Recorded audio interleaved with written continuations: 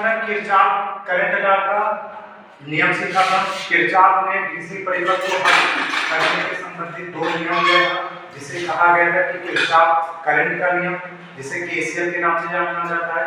दूसरा क्या है?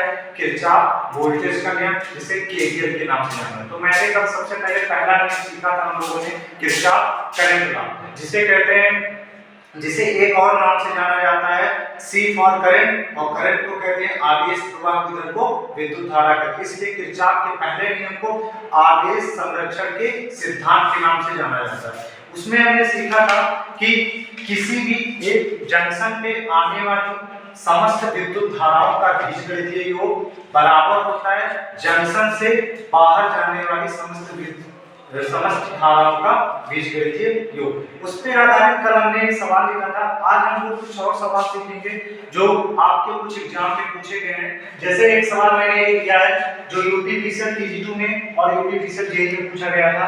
इसमें करंट I3 की वैल्यू हमको ज्ञात करना है। तो सबसे पहले ये हमारा एक चित्र में दिया गया है, इसमें दर्शाया गया है कुछ करंट आ रही है, कुछ करंट जा रही है। तो जहां पे करंट मिलती है उसे क्या कहते हैं? नोड कहते हैं। इसको हमने मान लिया ये कोई नोड क्या है?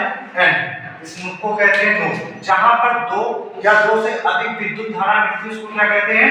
नोड। क्या कहते हैं? नोड। जहां पे दो या दो से अधिक विद्युत, ये नोड हुई।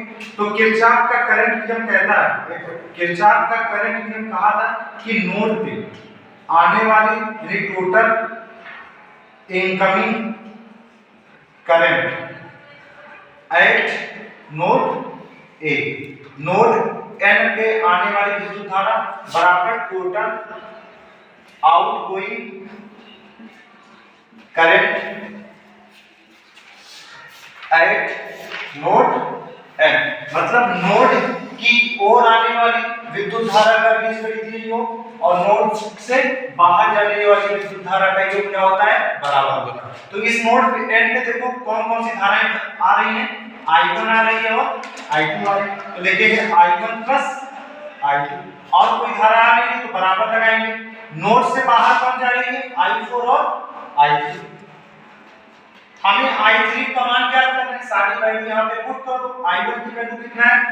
2 एंपियर। और I2 की वैल्यू कितना है? 9 एंपियर।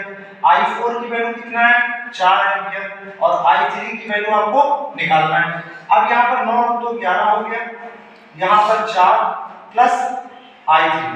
अब यहां पे इस 4 को बराबर के दिस साइड लाएंगे तो यहां पे I3 11 4 एंपियर। I3 हो जाएगा 7। ये हमारे पहले क्वेश्चन का क्या है? आंसर था जो आपके यूपीपीसीएल टीजी2 में पूछा गया था और यूपीपीसीएल जेईई में पूछा गया।